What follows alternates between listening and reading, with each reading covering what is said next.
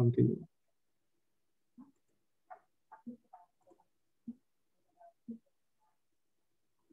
Udah kelihatan belum ya Pak PPT-nya? Sudah, saya sudah. Bisa sudah, yang lain sudah lihat belum teman-teman?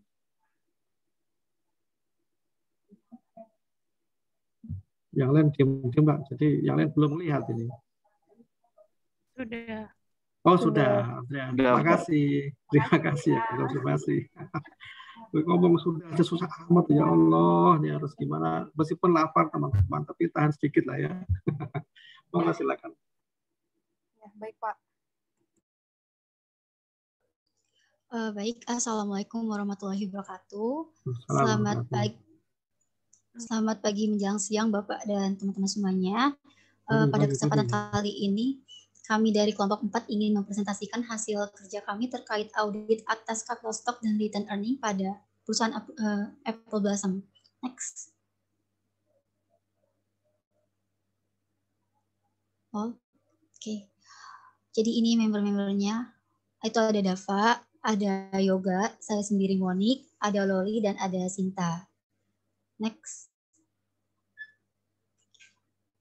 Oke, yang pertama kita akan membahas tujuan audit terlebih dahulu.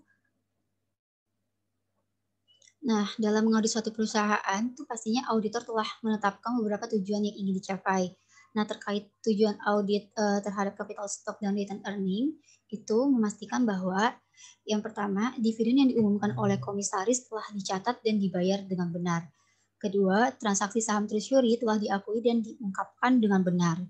3, perjanjian dan fitur mengenai saham diungkapkan dengan cukup.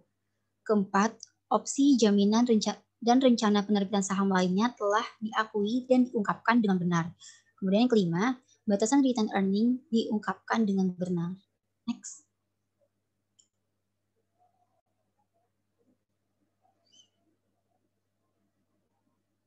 Oke, selanjutnya tabel program audit. Next.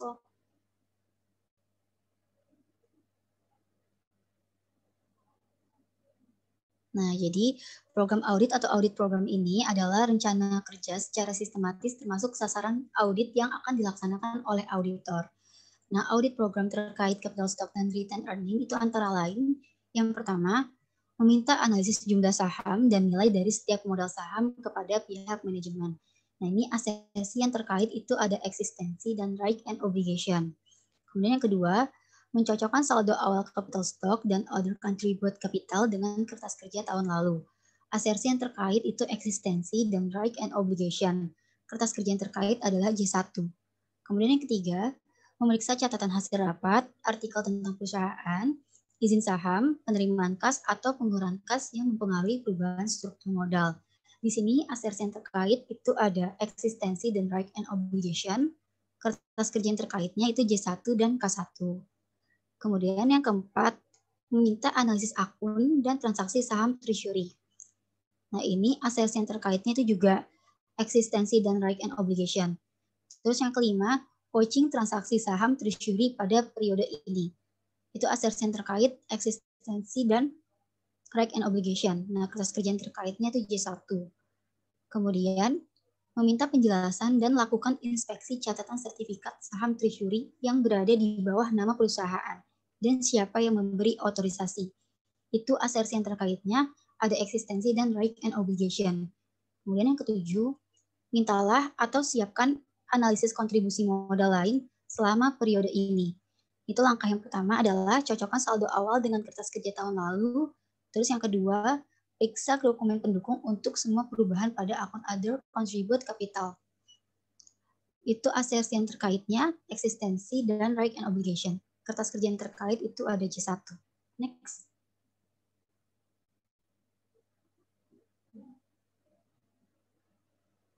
Nah, kemudian yang ke-8 itu mintalah atau siapkan analisis akun laba ditahan selama periode ini. Langkah pertama yaitu cocokkan saldo awal dengan kertas kerja tahun lalu, kemudian periksa dokumen pendukung untuk semua perubahan pada akun other contribute capital, kemudian periksa catatan hasil rapat untuk mendukung keputusan pembayaran dividen.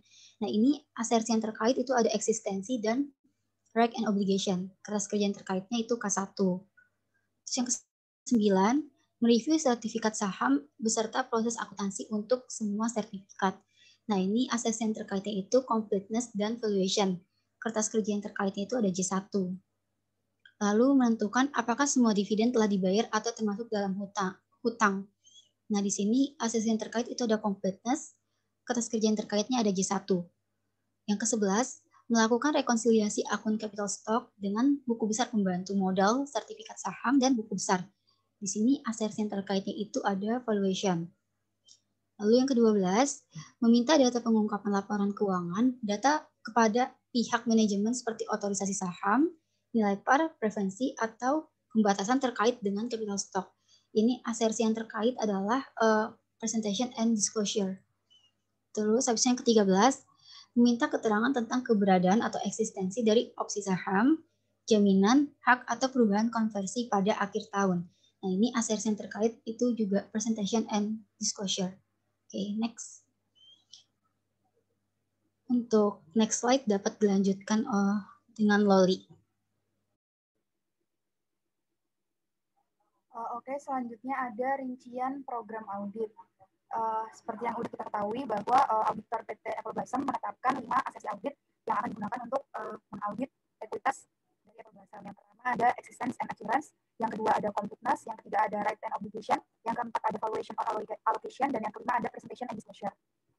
Nah, yang pertama rincian program audit dari asersi existence and assurance, yaitu auditor dapat mereview dan mengevaluasi internal control atas ekuitas shareholder. Lalu auditor juga dapat mereview hasil rapat anggaran perusahaan dan catatan perusahaan sebagai preferensi transaksi modal saham. Maaf Pak, apa putus-putus ya suaranya? Seperti tahun lalu, seperti pekan lalu Mbak yang kresek-kresek itu Mbak, masih kayak gitu juga sama. Cuma putus-putusan sih enggak, kresek-kresek aja di saya.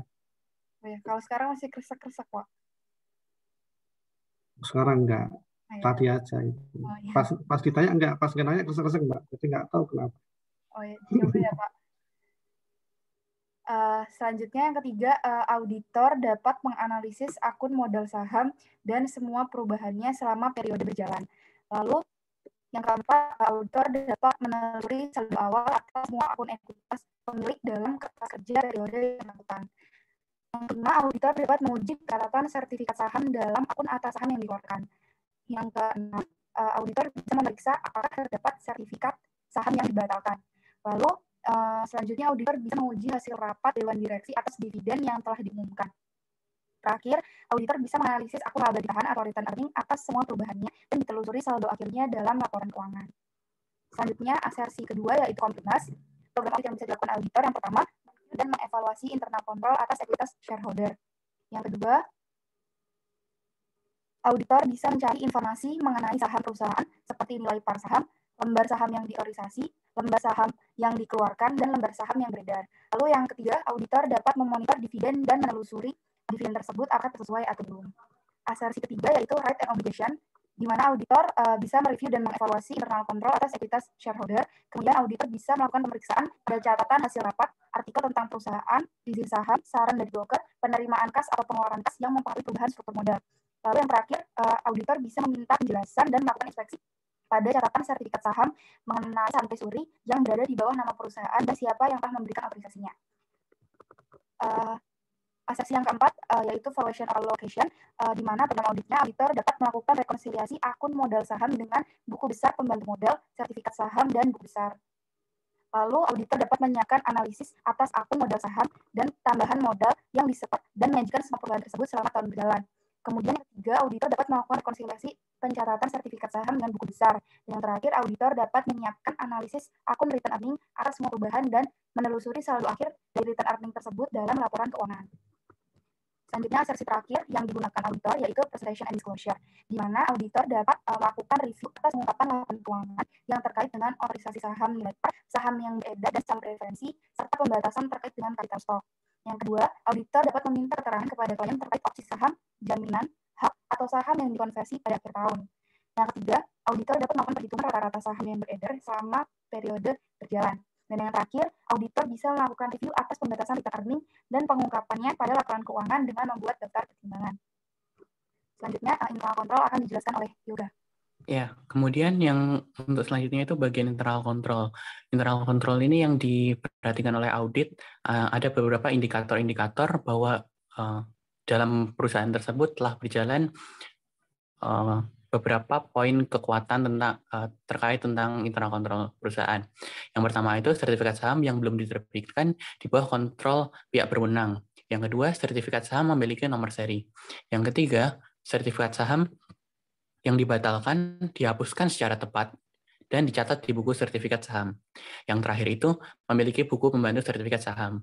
Nah, kemudian yang untuk menguji beberapa indikator kekuatan internal kontrol perusahaan dapat dilakukan beberapa tes kontrol, antara lain memerintahkan keterangan terhadap pihak yang bertanggung jawab mengontrol sertifikat saham yang belum diterbitkan, kemudian meminta sampel sertifikat saham untuk memeriksa keberadaan nomor serinya, kemudian meminta pencatatan penghapusan sertifikat saham yang dibatalkan di buku sertifikat saham. Yang terakhir itu meminta buku membantu sertifikat saham. Kemudian ada beberapa juga indikator bahwa internal control di perusahaan tersebut ada kelemahannya. Yang pertama itu tidak memiliki agen penerbitan dan pencatatan saham yang independen. Yang kedua, tidak memiliki agen terkait dividen yang independen. Dan yang terakhir, buku sertifikat dengan buku pembantu saham tidak direkonsiliasi secara periodik. Dari beberapa kelemahan tersebut, ada kemungkinan error yang terjadi dalam internal control. Yang pertama itu adanya kesalahan terkait penerbitan atau pencatatan saham yang beredar, kemudian adanya kesalahan terkait penentuan atau pembagian dividen kepada pemegang saham. Yang terakhir, adanya ketidaksamaan informasi dari buku sertifikat dengan buku pembantu saham. Kemudian ada beberapa tes substantif yang dapat dilakukan auditor untuk menguji apakah error tersebut terjadi di perusahaan atau perusahaan memiliki kelemahan yang ada pada internal control-nya. Yang pertama itu memeriksa pencatatan perusahaan terkait penerbitan, penerimaan kas, dan pencatatan saham yang beredar. Yang kedua, memeriksa pencatatan besaran dividen yang dibagikan dan proses pembagiannya. Yang terakhir itu ada merekonsiliasi antara buku sertifikat dengan buku pembantu saham. Kemudian untuk kertas kerja audit disampaikan oleh Dava. Terima kasih Yuga. Pada bagian selanjutnya adalah C1 tentang capital stock. Di sini kita akan memeriksa suatu akun capital stock dan other contributed capital. Iya benar dong. Memeriksa jumlah capital stock dan other contributed capital pada balance sheet tahun 2003. Berdasarkan balance sheet tahun tersebut diketahui jumlah capital stock dan other contributed capital tidak mengalami perubahan dari tahun 2002 ke 2003. Kemudian kita telusuri pada soal, yaitu pada bagian substantif audit prosedur transaction. Pada bagian tersebut terdapat kalimat, no additional share were issued in 2003. Jadi menunjukkan tidak ada penerbitan saham dari Apple Blossom selama tahun tersebut. Next.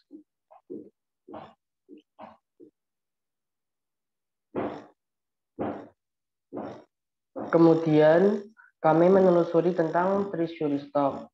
Tidak terdapat treasury stock dalam balance sheet dan ditunjukkan juga pada pernyataan yang terdapat pada soal, yaitu the company has never repurchased any of its own stock. Jadi perusahaan tidak pernah membeli kembali sahamnya sehingga tidak ada treasury stock. Next.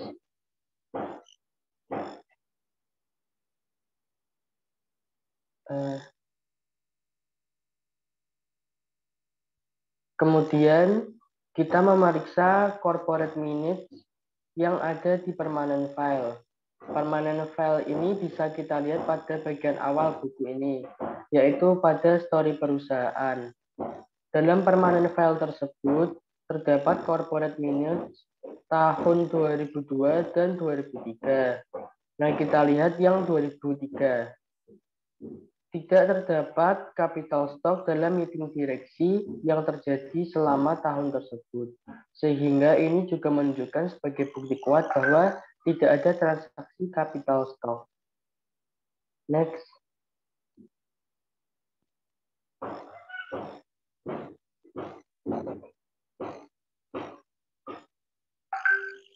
Selanjutnya, kita memeriksa atau menelusuri cash receipt dan cash disbursement journal.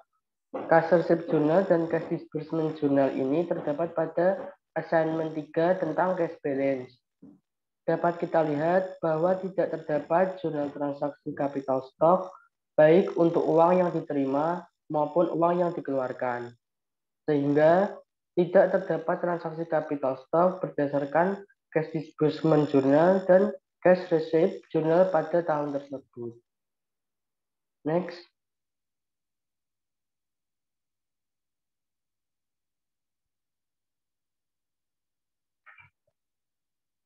Kemudian kita periksa jumlah saham yang diterbitkan oleh PT Apple Blossom.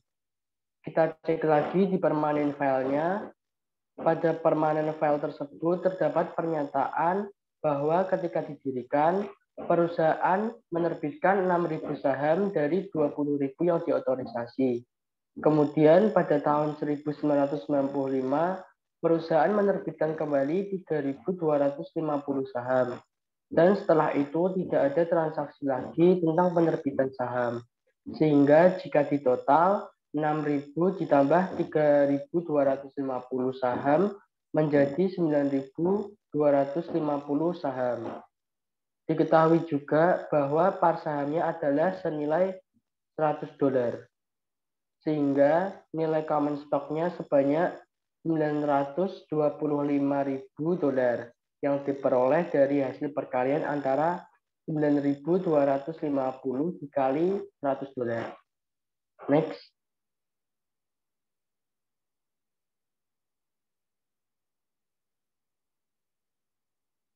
Kemudian untuk kesimpulannya dalam indeks C1 ini, kami telah memeriksa corporate minutes, cash receipt, dan cash disbursement journal perusahaan.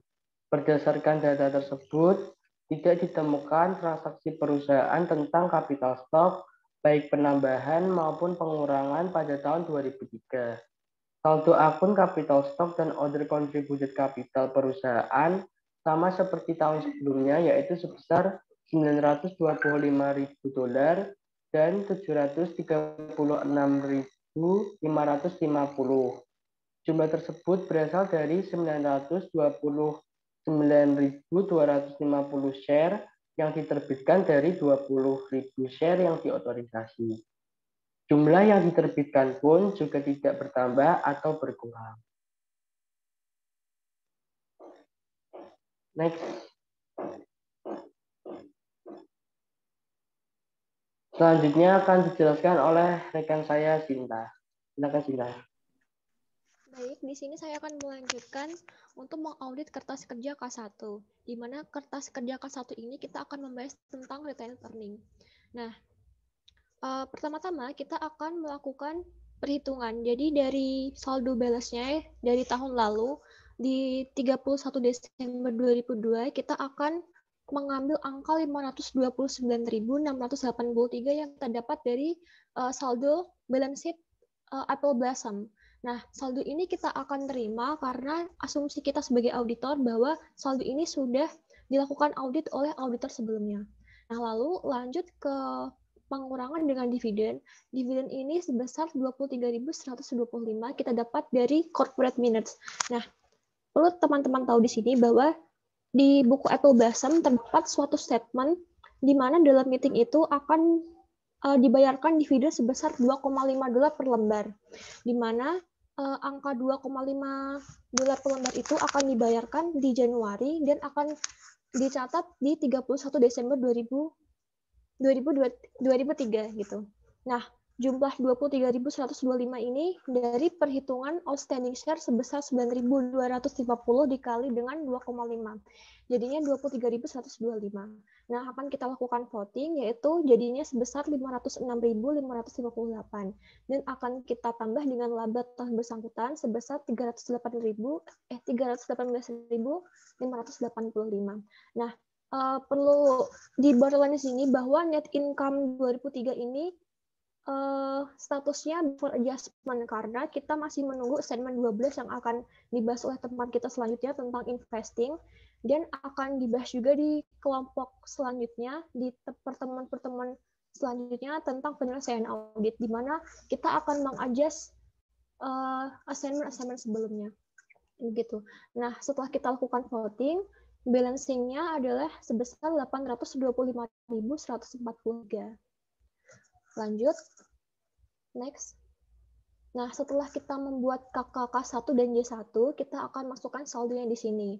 Yang pertama, kita akan membuat kolom per audit 31 Desember 2002, di mana saldo capital stock dan other contributed capital-nya sebesar 925.000 dan 736.550, di mana di saldo per book dan per audit 31 Desember 2003 ini saldonya masih sama karena sudah dijelaskan oleh teman saya di Wadidava bahwa tidak ada penerbitan dan pembelian kembali sahamnya.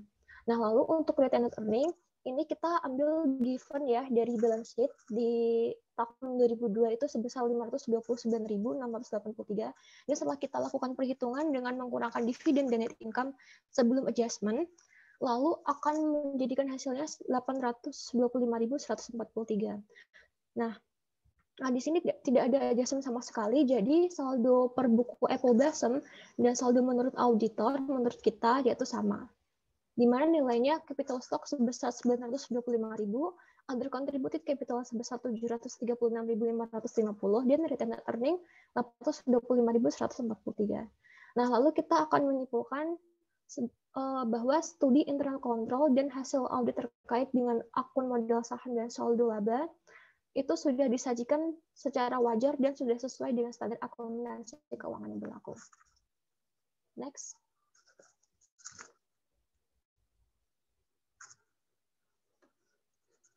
Nah, mungkin sekian presentasi dari kami. Dilanjutkan dengan sesi pertanyaan. Mungkin kita akan membuka 3 pertanyaan dulu. Silakan yang ingin bertanya. Ini tidak khusus perempuan yang nanya tuh Mbak Sinta. Oh, tanya bukan, Yu. Pak. Yu kan panggilan untuk perempuan orang Jawa. Yu, Mbak Yu, Mbak Yu. Oh, bukan Pak, itu Yu gitu Pak. Yu. Oh, Yu. Bukan Oke, Yu. tapi Ya. yang khusus perempuan. Bukan Pak. Multi tafsir. Oke, silakan udah Mbak Sinta, silakan untuk menyampaikan diskusinya. Silakan teman-teman yang ingin bertanya. Sebelumnya izin bertanya duluan. Siapa dulu nih? Dina dulu mungkin ya, dari tadi udah menampilkan video. Silakan Dina. Iya kan Dina? Maaf. Ya silakan Dina. Oke, izin bertanya buat teman-teman kelompok 4. Jadi tadi di program audit yang ke-13 itu kan ada asersi tentang menguji keberadaan, meminta keterangan keberadaan hak opsi. Nah, yang ingin saya tanyakan itu, kenapa asersi yang relevan itu hanya presentation and disclosure gitu kan, sementara di situ meminta keterangan keberadaan. Kenapa bukan asersi existence gitu? Bisa dimengerti nggak pertanyaannya? Bisa. Terima kasih ya Dina. Ya, terima kasih. Ditunggu jawabannya. Mungkin sekarang Reddy boleh menyampaikan pertanyaannya. Izin bertanya, ini kan misalnya ada perusahaan yang bayar bebannya itu pakai saham, tapi dia kan punya insentif buat nggak mencatat transaksi tersebut. Nah kan jadi EPS-nya jadi nggak turun, yang harusnya turun jadi tetap. Nah pertanyaan saya, apakah ada prosedur audit yang dapat digunakan untuk melacak kecurangan tersebut? Sekian, terima kasih. Baik, ditampung dulu ya pertanyaannya, Reddy. Terima kasih. Ada resen Mbak Aprilia. Nadine, resen dari tadi. Oh ya, silahkan Nadine. Capek tangannya udah dari tadi berdiri. Saya izin bertanya. Jadi apa yang paling ditekankan atau menjadi perhatian utama dalam pengauditan return earning? Terima kasih.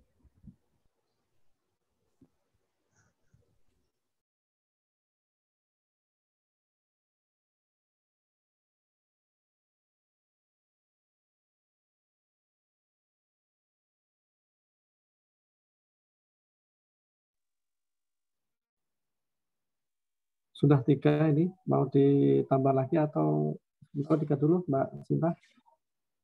Mungkin izin untuk diskusi dahulu, Pak. Oh, oke. Silakan.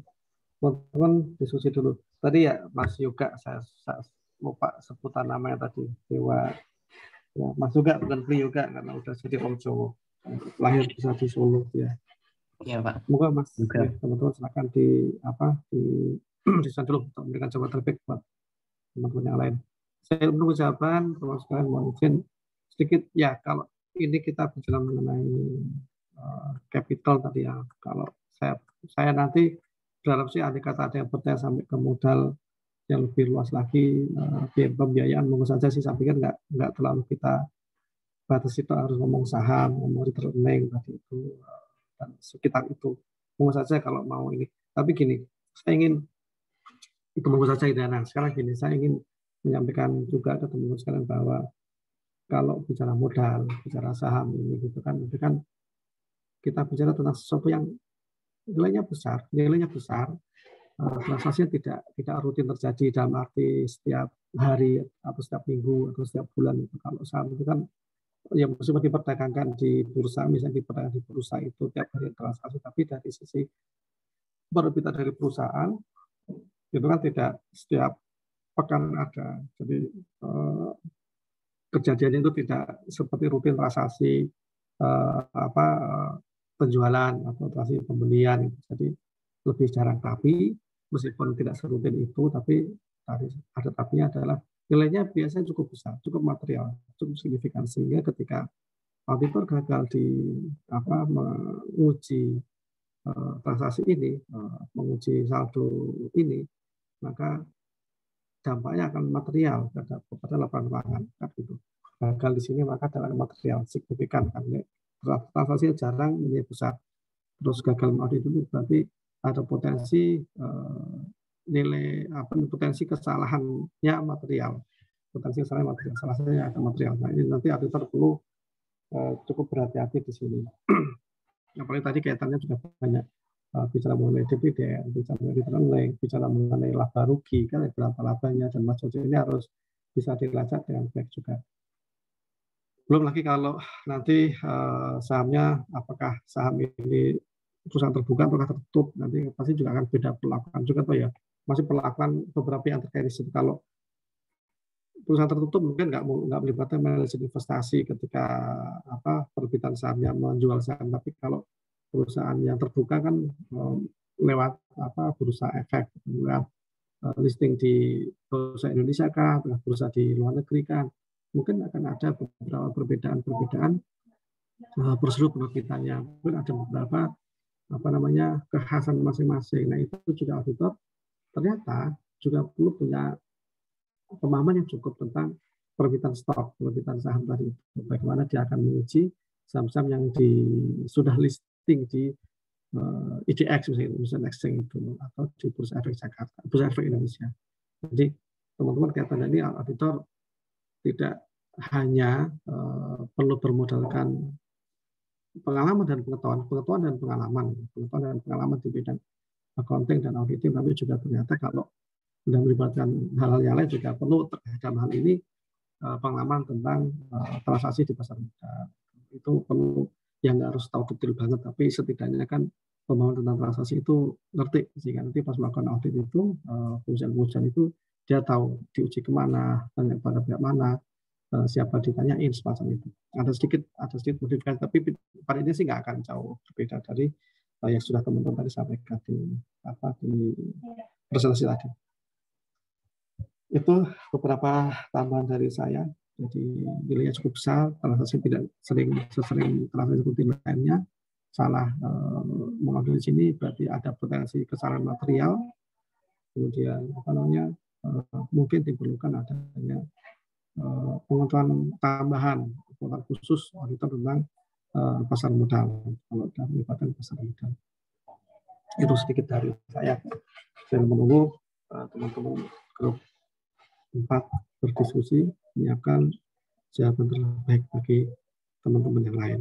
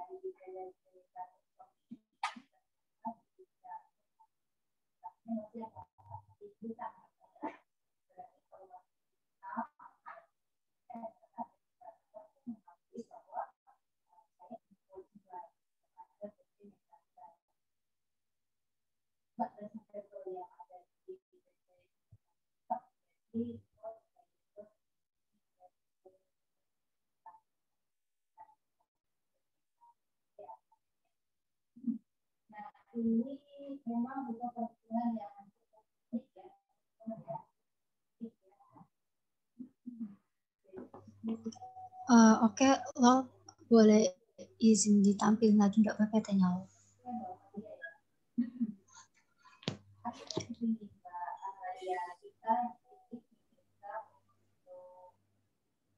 Oke, baik. Saya akan coba menjawab pertanyaan dari Dina.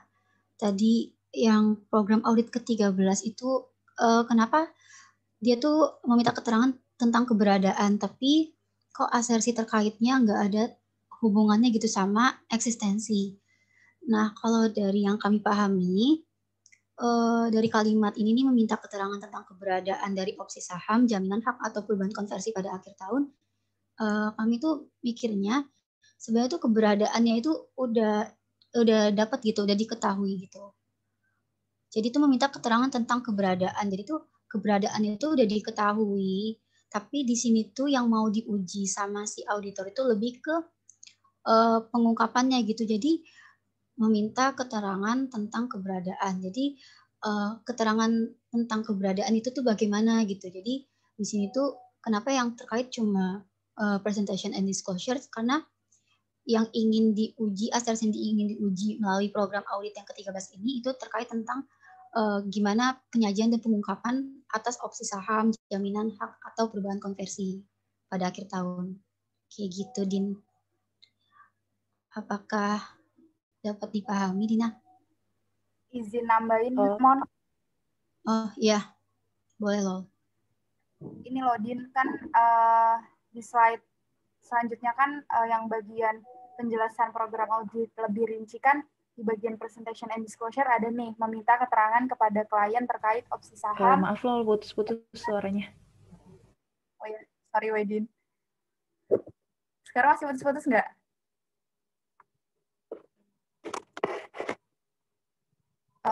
Din masih putus-putus nggak?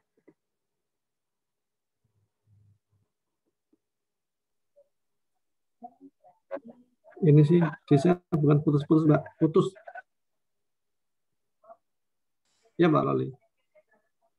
Jogja nggak jadi lockdown, kan? Sekarang lockdown, Pak. Oh, sekarang lockdown. Nggak jadi dulu, Sultan nggak mau lockdown. Ya. Sekarang jadi lockdown. Disuruh, Pak. Apa gara-gara lockdown sinyal jadi jelek? Ada hubungannya nggak sih? Suaranya tadi putus, Mbak. Kalau tadi kata Mbak Dina putus-putus, kata saya putus, nggak ada putus. Sekali aja mau putus, hilang. Putus-putus kan kadang putus, nyambung lagi, putus lagi. Gitu. Ya maaf Pak, padahal udah pakai Telkomsel. Ini ya Pak. Ini mau tambahan dari jawabannya Monik tadi, Din.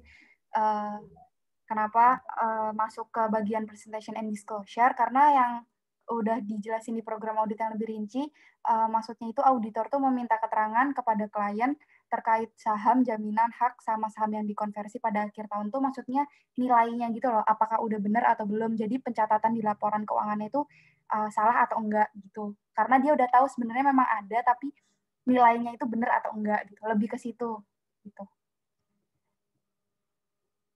Gitu, Din. Oh iya, sudah bisa dipahami. Terima kasih Monik, Loli, dan teman-teman kelompok 4 yang lain. Terima kasih juga, Din.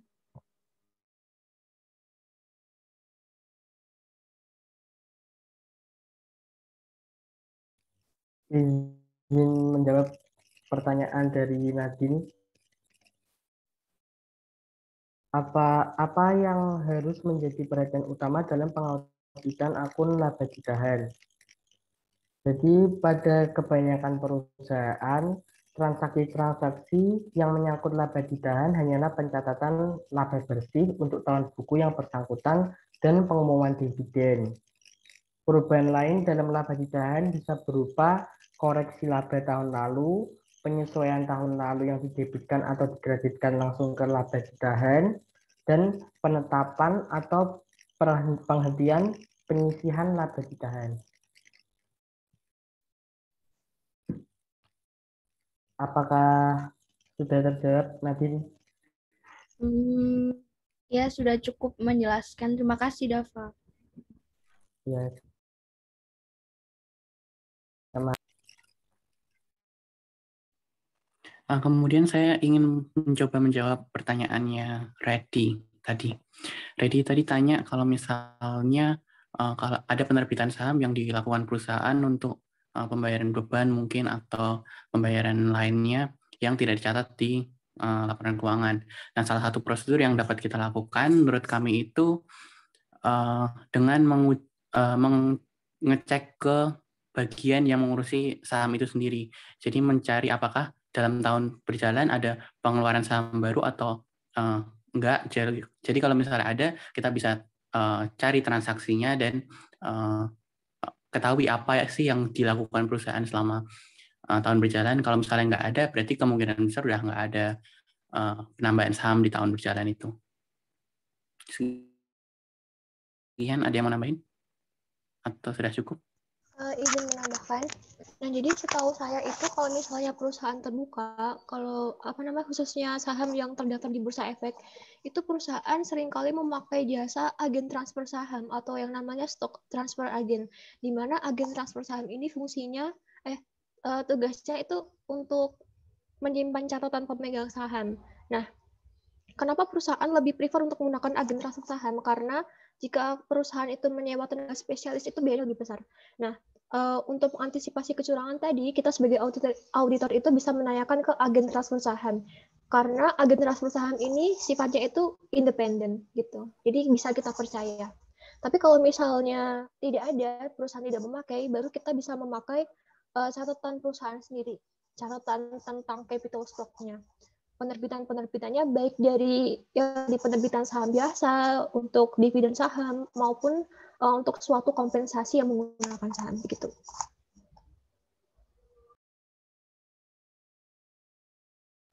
Apakah cukup menjawab, Reddy?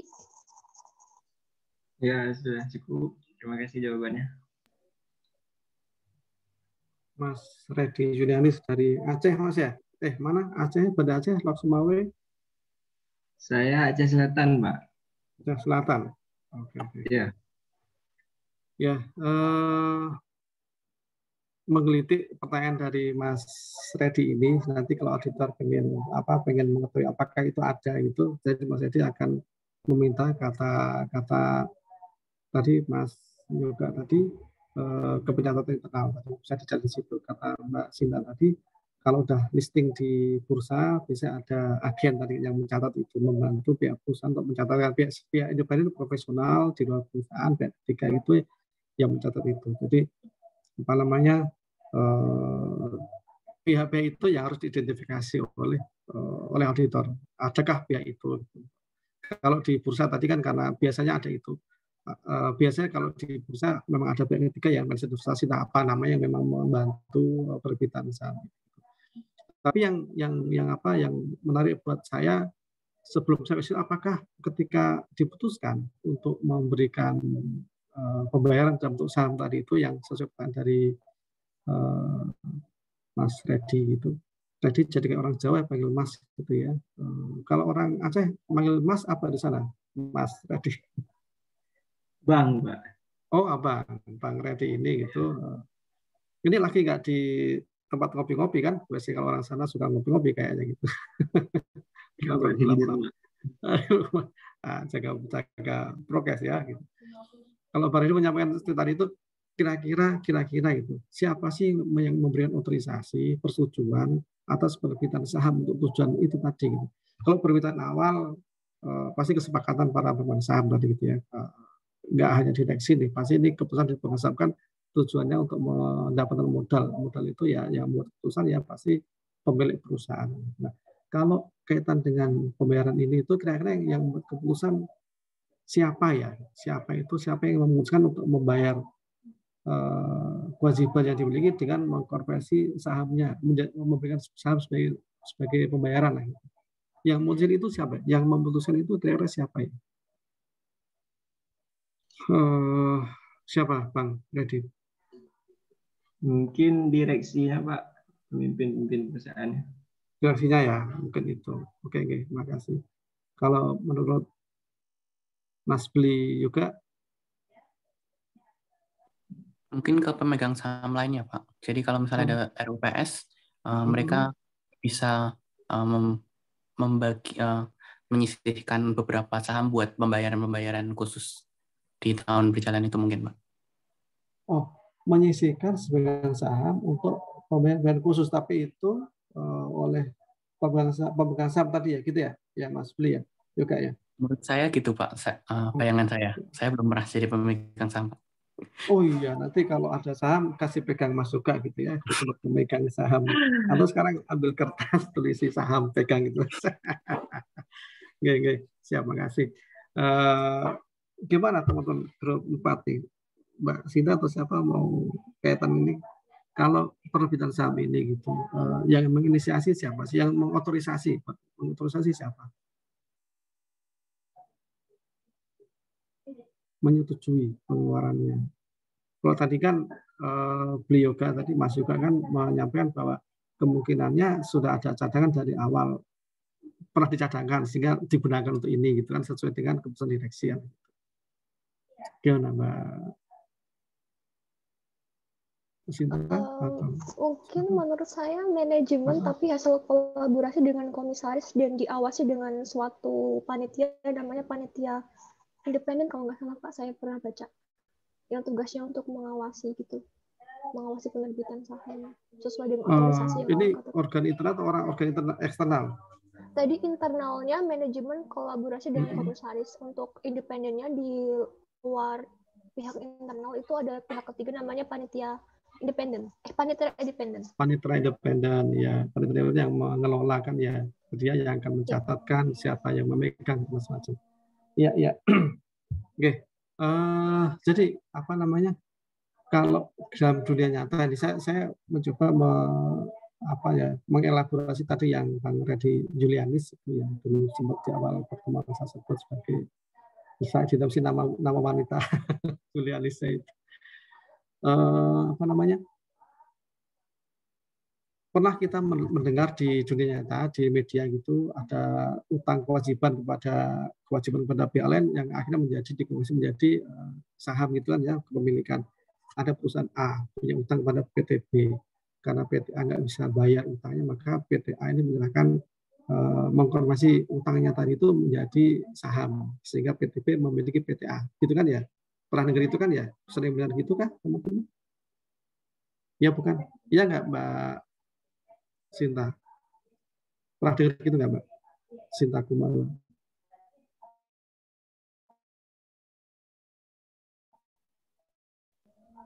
Nggak usah ketawain temen ya, biarin aja.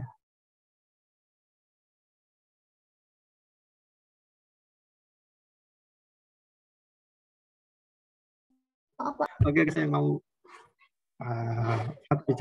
saya lupa pertanyaan saya tadi. Oke, gini. Yes, Mbak Sinta lanjut. Mbak Kumala.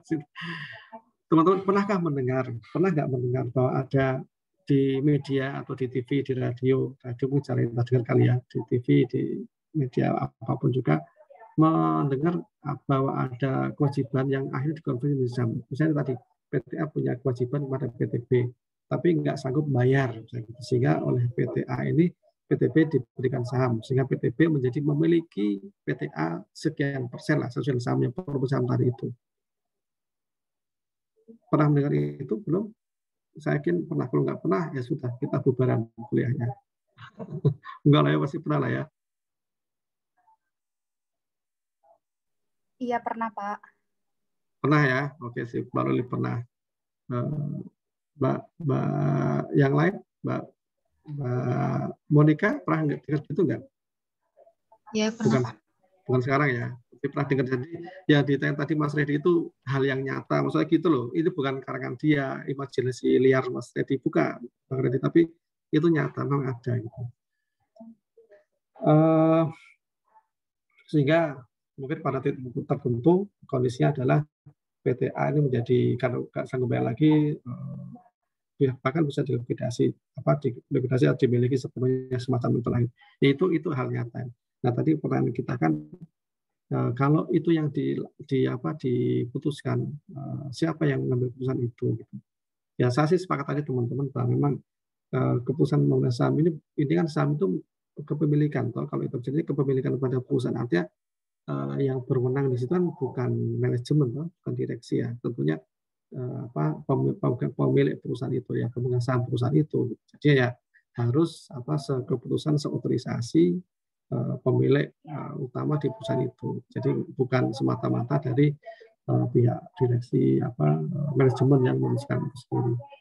Kalau memang yang apakah mungkin tadi yang Mas Bli juga tadi sampaikan, apakah mungkin di awal sudah disingkat seperti itu?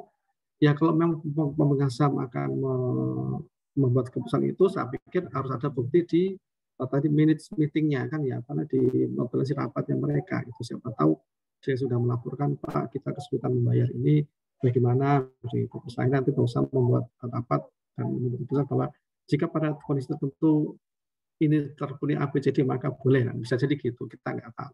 Tapi ya setidaknya tadi harus ada otorisasi dari pemilik perusahaan, karena ini akan membagi kepemilikan, nggak mungkin direksi manajemen yang tidak memiliki terus bagi-bagi, nanti kan repot juga urusannya gitu. Jadi logika sederhana kita sih kayak gitu aja. Ini kan akan membagi kepemilikan, jadi ya yang telah membagi pasti ya pemiliknya tadi, bukan pihak lain. Gitu ya. Mas Dava sepakat dengan saya atau beda pendapat, Mas Dava? Mas Dava nanti kok hilang, Pucai. Mas Dava, di mana dirimu? Setuju, Pak. Oh, ada suaranya. Oke, ini Pak, sinyalnya dari tadi saya ke aman. Masuk terus. Iya Mas, aman Mas. Matikan aja kameranya. Tadi saya cacat, jadi nggak ada di layar saya. Tenang Mas. Iya Pak. Masih ada yang belum dijawab, Mbak Sinta? Sudah terjawab 3 pertanyaan tadi, Pak. Mungkin kami akan membuka pertanyaan lagi. Silahkan yang ingin bertanya. Ada yang bertanya. Silahkan, Safira. Apakah ada kemungkinan kecurangan-kecurangan yang akan terjadi terkait audit ini? Terus apa saja dan bagaimana prosedur auditnya? Terima kasih. Baik, ditampung dulu ya. Untuk yang lain, apakah ada pertanyaan? Izin bertanya. Silakan. Sebelumnya suara saya jelas nggak ya? Maaf. Oh, Hamami, iya. Nggak apa-apa, Sin. Silakan, Hamami. Izin bertanya. Izin bertanya terkait pembagian dividen. Kan kalau dividen itu dibagi bisa dalam 3 bentuk ya. Bisa cash dividen, stock dividen, sama property dividen. Nah, dari ketiga bentuk tersebut, apakah ada perbedaan prosedur atau tidak? Apakah bisa diterima? Mohon maaf, bisa diulangi lagi pertanyaan tadi, cash, share, dan soalnya sama property dividen. Oh iya. Oh iya, aku ulangin aja ya. Kan dalam pembagian dividen itu kan bisa dalam 3 bentuk, bisa berupa cash dividen, stock dividen atau dividen saham, dan property dividen. Nah, dari ketiga bentuk tersebut itu, apakah ada prosedur yang membedakan gitu? Baik, ditampung dulu ya Hamami. Makasih pertanyaannya. Yang lain, apakah ada yang ingin bertanya? Ada resen, Mbak. Dua orang Ya, resen. teman-teman izin bertanya. Naura dan ya. Mbak Umi. Silahkan Naura dulu. Terima kasih. Sebelumnya mungkin ini nggak ada di soalnya, tapi izin bertanya. Kalau di soal itu kan dia cuma ada common stock ya, sedangkan jenis saham itu kan banyak gitu. Saya penasaran kira-kira kalau misalkan instrumen lain yang bisa di-convert menjadi saham itu proses auditnya sama atau bagaimana ya? Misal kayak convertible bond, terus option. Iya, termasuk juga warrant gitu ya? Iya, tapi lebih mungkin ke valuation-nya aja sih. Gitu. Oke, baik. Ditampung dulu ya, Naura ya. Terima kasih banyak. Oke. Tadi Umi, silahkan. Izin bertanya teman-teman dan Pak Edi. Yang ngasih izin bukan saya, Mbak. Iya. Ngasih izin. Silakan Umi. Saya mau bertanya tentang, tadi kan disebutkan bahwa ada agen transfer tadi, kalau nggak salah Sinta sepertinya yang menyampaikan agen transfer. Itu sama dengan yang dimaksud di dalam PPT bagian weakness atau enggak ya? Yang di bagian yoga kalau nggak salah.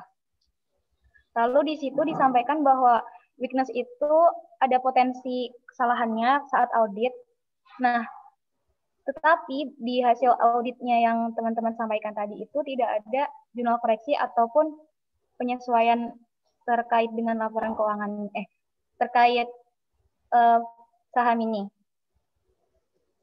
Itu kenapa ya? Padahal kan di awal itu disampaikan ada kelemahan di bagian agen atau agen apa gitu ya. Tapi di bagian akhirnya tidak ditemukan koreksi atau apapun gitu. Oke, baik. Ditampung dulu ya Umi ya. Makasih pertanyaannya. Mungkin sekian dulu termin pertanyaannya. Kami tutup dulu. Izin berdiskusi dulu, Bapak dan teman-teman. Oh, Mbak, silakan diskusi dulu. Masih seputar saham ya pertanyaan kita tadi pertanyaan ini ya. Nggak apa-apa. Sip. Semakin banyak tahu, semakin kita akan mendapatkan banyak tahu juga. Ya, kalau teman-teman saya nggak tahu sudah belajar ini nggak tentang pasar modal apa itu pasarnya? Ya semacam pengetahuan pasar modal lah gitu. Memang tidak mungkin kalau perusahaan ini akan melaksanakan sendiri IPO, initial public offering, itu penjualan saham lewat bursa dengan ditangani sendiri. Biasanya melibatkan PN3 dan transaksi yang terjadi di saham itu kan sehari bisa berbeda-beda tuh saham tuh dari A ke B, B ke C, C ke D, sehari bisa pindah-pindah sekian kali. Nah itu perbedaan itu sama mencatat, bukan perusahaan. Ada pihak ketiga mencatat. Nah, pihak ketiga inilah yang nanti bisa menjadi pihak yang dikonfirmasi oleh auditor ketika nanti misalnya dalam konteks pembagian dividen, siapa yang ada tanggal pengumuman, ada tanggal pembayaran, siapa yang berhak atas pembayaran itu kan ditentukan pemegang saham pada tanggal sekian. Siapa yang tahu pada tanggal sekian itu ya yang megang catatan tadi itu, pihak ketiga tadi itu. Termasuk juga nanti misalnya jika ada dividen yang belum dibayarkan, masih utang statusnya, gitu ya. Dividen diputuskan laba itu sebagian laba, sebagian akan dibayarkan sebagai dividen. Ternyata enggak seluruh pembayaran sudah dilaksanakan. Nah, jika masih ada utang, itu nanti siapa yang tahu, siapa yang mencatat itu, siapa kepada mana akan dikonfirmasikan, itu juga menjadi apa istilahnya ya, harus didalami juga oleh auditor. Siapa yang akan dikonfirmasi jika ada kondisi seperti ini. Apakah pembayaran langsung kepada pihak pemegang sahamnya, misalnya pihak ketiga tadi menginfokan pada perusahaan, Pak ini daftar pemegang sahammu, apa langsung ditransfer dari pihak perusahaan, apakah lewat pihak ketiga tadi itu, misalnya ada pihak ketiga yang membayarkan. Nah, jika belum terrealisasi, jika belum dibayarkan, itu bagaimana statusnya.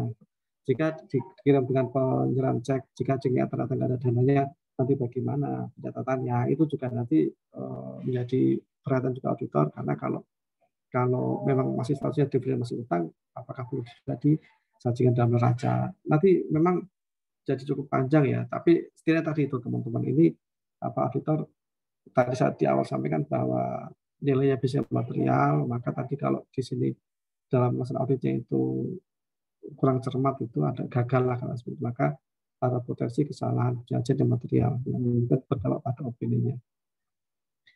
Itu yang ingin sedikit saya garis bawahi dari materi kita hari ini, juga tambahan dari tadi dan sekarang ini. Oke, itu tambahan dari saya. Semoga sedikit memberikan gambaran.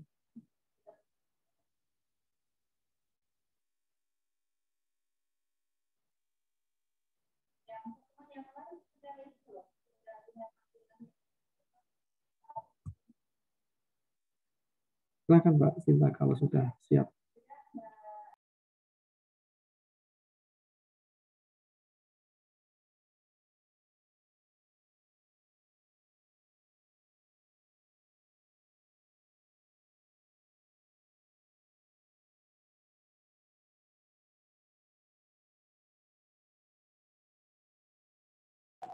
Izin jawab pertanyaan Hamami di bagian Kresek ya Mbak? Ya Pak. Tadi kresek, maka gimana dengan kresek jawaban Mbak Luli, suara Mbak Luli?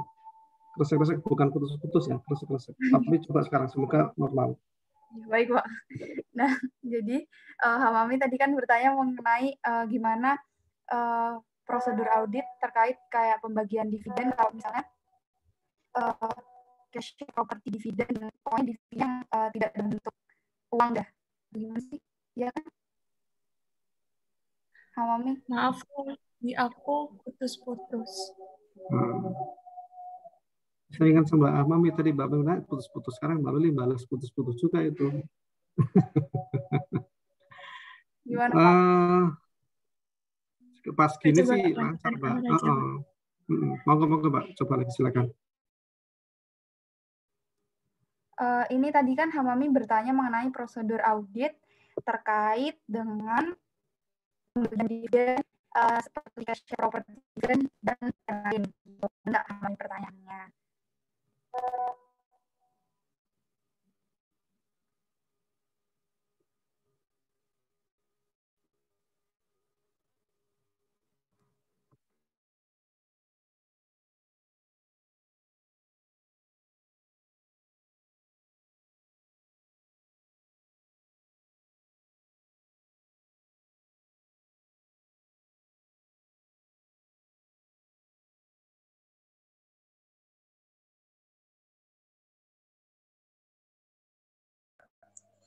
Baik Pak, di sini saya coba ganti Loli deh jawab pertanyaan Hamami ya Pak.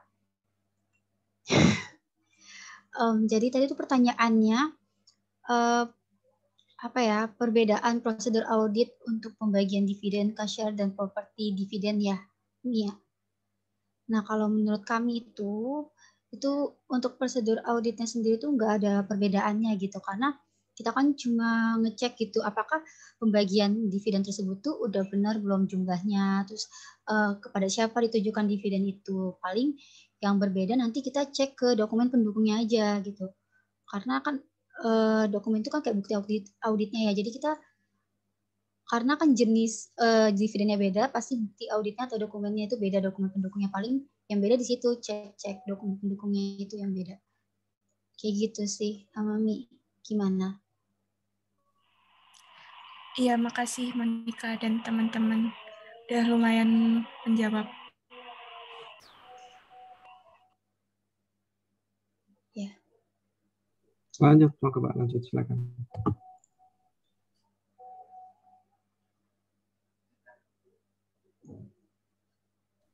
Lanjut ke pertanyaannya Umi. Mungkin saya ingin mencoba menjawab pertanyaan Umi. Pertanyaannya Umi, saya ulang kembali. agen transfer yang disebutkan tadi apakah sama dengan yang dimuat di PPT bagian weakness itu. Dan dalam weakness itu tadi terdapat possible error yang kemungkinan dapat terjadi. Tapi di kesimpulan auditor tadi disampaikan bahwa penyajian akun sudah disajikan secara wajar. Mengapa hal itu bisa terjadi? Mungkin ini membahas Apple Blossom ya. Oke, bentar izin share screen.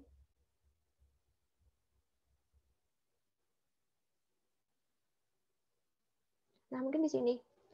Tadi agen di PPT ya, apakah sama dengan agen transfer? Iya betul. Kalau menurut kami, iya itu sama karena agen transfer saham sini itu satu independen dan emang tugasnya itu dia membantu perusahaan untuk mencatat saham-saham yang terbit, termasuk juga pembagian dividen gitu. Nah, untuk pertanyaan selanjutnya, di dalam Windows itu terdapat possible error. Nah, ini possible error ada 3 ya, adanya kesalahan terkait penerbitan, adanya kesalahan terkait pembagian dividen, dan adanya ketidaksamaan informasi dari buku sertifikat dengan buku pembantu saham. Jika kita kaitkan dengan kasus Apple Blossom Company, di punya data itu dia. Nah, sebentar. Nah, tadi kan kami sudah cek ya, terkait tentang penerbitan sahamnya di tahun 1991 sama 1995, kalau nggak salah. Nah, ada sekitar saham yang pertama itu 6.000 diterbitkan kembali di tahun 1995 sebesar 3.250, di mana totalnya ada 9.250. Lalu setelah kita kalikan dengan par value, hasilnya sama dengan yang dicatat dengan perusahaan. Lalu untuk possible error yang kedua, adanya kesalahan terkait penentuan atau pembagian dividen kepada pemegang saham.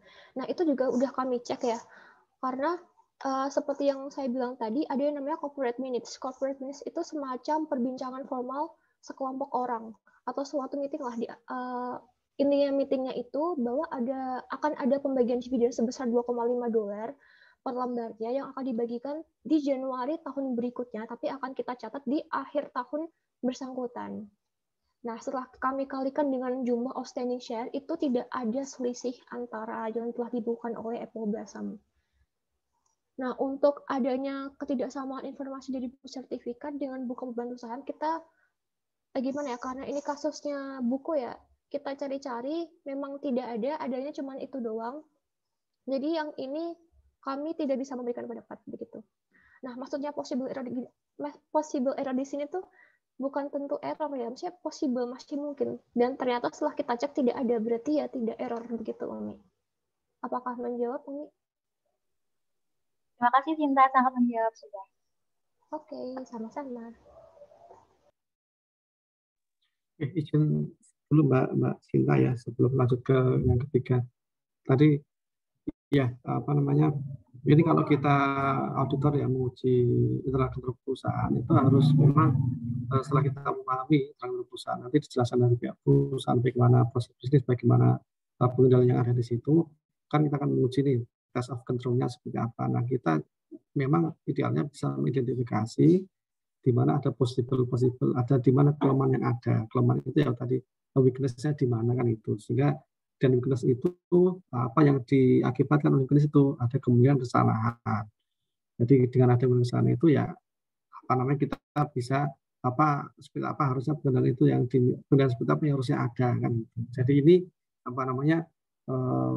sepakat bahwa tidak harus terjadi ketika ada kelemahan itu pasti langsung ada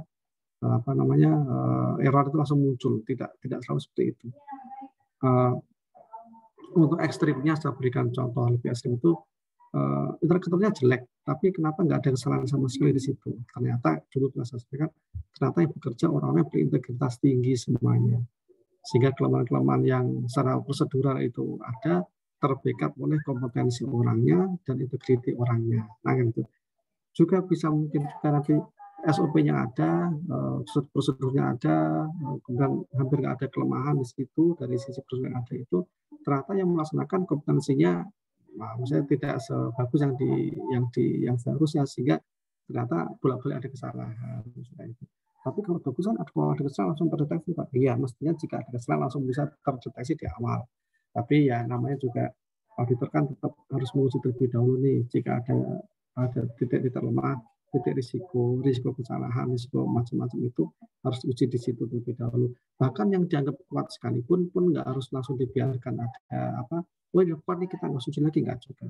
Yang sudah kuat pun pengendaliannya tetap akan melakukan pengujian meskipun nggak se-eksesif, ya, tidak sedalam, tidak seluas kalau itu kelemahan. Jadi bukan berarti tadi satu ada kelemahan itu langsung terjadi kesalahan. Tidak selalu begitu, nggak selalu tadi betul yang tadi sama Mbak Sita. Juga jika ada sesuatu yang kuat itu pasti nggak salah juga nggak juga. Tetap auditor di sini sikap skeptis tadi itu yang tadi siapa nyebutan tadi itu ya harus mendapatkan keyakinan sendiri, membuktikan sendiri keyakinan itu bahwa ini lemah, saya buktikan oh ya lemah, oh ya ternyata kuat, ini kuat, saya buktikan ini betul kuat atau tidak kuat. Jadi itu apa sikapnya seperti itu. Oke, makasih. Ini dan Mbak Sinta. Mungkin izin bertanya juga, Pak. Oh, nggak ini saya kan izinkan, Pak. Yang dibahas kan sektor komersil ya, Pak. Maksudnya perusahaan swasta ya. Nah, kita sebagai auditor itu kan juga mempertimbangkan cost dan bidang yang diaudit, hal-hal yang diaudit gitu, Pak. Mungkin itu trade off juga ya, Pak, antara cost dengan kita harus mengaudit semua hal gitu, Pak. Secara teliti, secara besar, secara detail begitu, Pak. Betul. Iya. Itu makanya apa, Mbak, ketika sebelum perikatan dibuat maka auditor harus melakukan survei awal itu kan ya sebelum kontrak dengan audit ya. Nah, dengan survei awal itu nanti bisa mengidentifikasi seberapa mahal biaya auditnya, karena ketika meminta mengajukan biaya audit itu auditor sudah menyebutkan komponen apa saja nih. Oh, saya butuh auditor sekian orang. Auditor akan bekerja sekian hari. Setiap auditor akan digaji di biaya sekian rupiah per hari atau per bulan, per minggu gitu. Jadi itu nanti akan dikalikan dan ketemulah ongkos audit sebesar sekian rupiah itu. Nah, semakin banyak orangnya, semakin lama waktunya, akan semakin mahal biayanya. Itu menjadi hal yang harus dihindari kalau kelamaan dan kebanyakan orang juga, maka auditor harus terus meningkatkan kompetensinya sehingga melakukan audit itu tidak butuh waktu yang lama banget, hanya waktu sebulan 2 bulan lah gitu, tapi selesai dalam proses total laporan selama 1 tahun. Ya di sini tantangannya, tapi ya tetap akan ketemu di tengah tadi itu, ketemu di tengah akan gimana disepakati dia itu dengan beban pekerjaan yang ada. Ini pun gini, Mbak. Jadi betul tadi, saya jadi ingat bahwa beberapa waktu lalu saya pernah mendengar juga itu pembiayaan auditor itu ternyata kadang-kadang tidak sesuai dengan jam kerja mereka. Banyak juga biaya audit yang dipakai terlalu rendah. Auditor banyak bekerja lembur yang nggak dibayarkan. Itu karena si perusahaan, si KAP-nya mengejar biaya murah, padahal membuat auditornya bekerja terlalu keras. Itulah karena dia ingin dapat klien, biaya nggak terlalu mahal, nggak dikenal sebagai auditor yang mahal. Mungkin yang belum punya nama begitu. Kalau udah punya nama, ya pasti akan lebih tinggi. Dulu sebagai gambaran, ini di luar konteks ini sebagai gambaran, saya pernah bekerja di KAP, teman saya pernah di KAP kami berbeda. KAP saya KAP lokal yang afiliasi ke KAP asing juga. Teman saya ini di KAP yang Big Four, lokal itu Big Four kan afiliasinya. Nah itu tarifnya beda banget, tapi kerjaannya gila-gilaan, beda. Saya dibayar di angka A itu, dia teman saya dibayar A dua kalinya A, tapi lebih gila dari kerjanya. Ya memang bebannya lebih tinggi dan perusahaan-perusahaan yang lebih tinggi juga bebannya, butuh spek lebih tinggi. Saya yang belum begitu senior itu udah jadi ketua tim, teman saya ini masih jadi anggota tim di KAP sana. Jadi memang levelnya beda. Yang di audit dia memang lebih berat, yang audit tidak akan seberat mereka juga. Iya betul, Mbak, kalau bicara after ya iya. Nah, di sini yang bertindak profesional menjadi sangat penting. Ini teman-teman, ini juga nanti akan nyambung menarik kalau di masa pandemi ini malah ngomong yang lain dulu nggak apa ya. Pandemi ini kan jam kerja auditor menjadi kata stok Kopnam, kalau jual stok Kopnam ke daerah ada kunjungan ke sana kemari kan nggak ada. Apakah ongkos audit menjadi turun? Kalau dari sisi itu mesti sih turun. Tapi ternyata kenyataannya kan lebih sulit audit di masa pandemi ini kan, itu butuh teknologi, butuh macam-macam. Ongkosnya bisa jadi lebih mahal. Nah, itu menjadi sesuatu yang harus ditemukan solusinya, kayak tantangan tadi, tantangan di hadapi auditor ya harus dapat ditemukan solusi seperti apa. Semoga tadi memberikan gambaran Mbak Sinta ya dan teman-teman sekalian ya. Cukup menjawab Mbak? Oke, sip. Nanggung tadi ya. Terima kasih penjelasannya, Pak. Sami-sami, Pak. Oke. Monggo lanjut. Udah semua belum kan? Belum, Pak. Masih ada beberapa. Masih ada. Cek. Apakah suara saya terdengar, Pak? Terdengar, Mas. Kalau saya bisa jawab, saya berarti terdengar dengan baik. Monggo, Mas. Ya. Izin menjawab pertanyaan dari Naura tadi, gimana cara audit convertible bonds, option share, warrant share. Sebenarnya convertible bond itu auditnya sama hampir mirip sama bonds payable ya. Jadi tetap kita menelusuri ke bukti-bukti penerbitannya sama pengungkapannya di laporan keuangan. Kalau misal ada perubahan yang signifikan, kita bisa pakai assertion valuation. Jadi tetap dihitung lagi pakai dokumen-dokumen yang ada. Gimana teman-teman kelompok 4? Apakah ada yang mau ditambahin?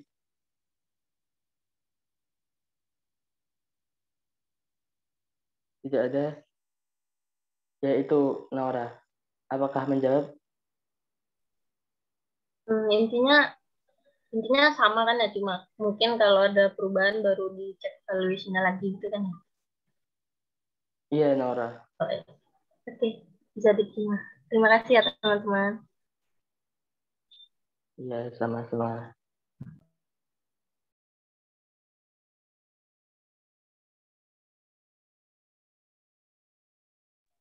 Oke, lanjut Mbak. Sip. Oke, makasih Mas Dafa. Apa namanya? Betul Mbak Nora tadi. Memang begitulah kira-kira jawabannya. Ya memang kalau itu yang terjadi, ya seperti tadi Mas Dafa sampaikan, pengecekan kesalahan juga. Ya, saya sepakat dengan Mas Dafa. Nggak ada yang perlu ditanyakan itu Mbak Nora, cukup atau perlu dijelasin apa lagi sama Mas Dafa? Sudah Pak. Nah ya, oke, sip, terima kasih. Monggo, lanjut lagi. Masih ada toh? Satu lagi ya, kalau salah ya? Iya, masih satu, Pak.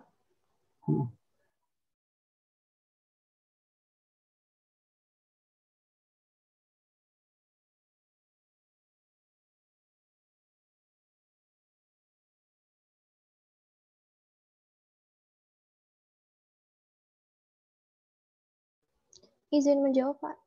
Mungkin nanti akan di... Apa? Mbak Loli. Monggo. Nggak usah berebutan, gantian aja ngomongnya. Iya, Pak. Suara saya jelas nggak ya, Pak? Sekarang sih jelas, Pak. Semoga jelas terus ya, sampai nanti ya. Amin ya, Pak. Tadi kan Vira, izin menjawab pertanyaan Vira ya, Pak. Vira bertanya mengenai apakah mungkin adanya terjadi kecurangan dari audit ekuitas ini, dan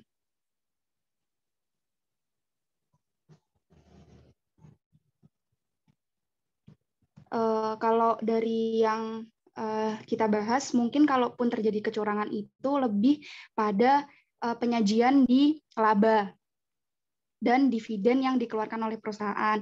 Kalau misalnya labanya mungkin overstated atau understated, itu kan akan mempengaruhi di return earning yang disajikan di laporan keuangan. Sama halnya dengan dividen, kalau misalnya dividen yang dikeluarkan perusahaan mungkin tidak sesuai dengan seharusnya atau mungkin kelebihan dari yang seharusnya, nanti juga akan menyangkut di return earning, di mana kemungkinan return earning tersebut akan lebih saji atau kurang saji.